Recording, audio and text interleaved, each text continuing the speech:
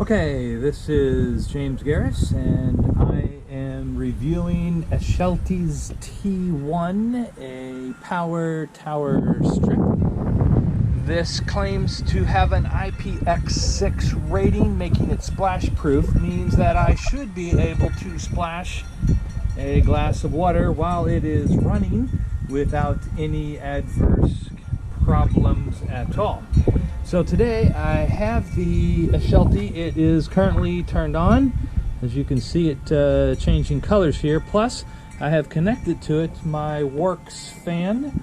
On the back, there is no battery in the battery slot, so I'm going to turn the fan on high. Just turn it on low, I guess. There's the fan running. There's the power tower.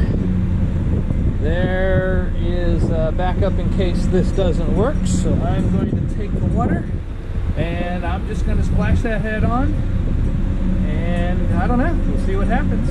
You ready? Here we go.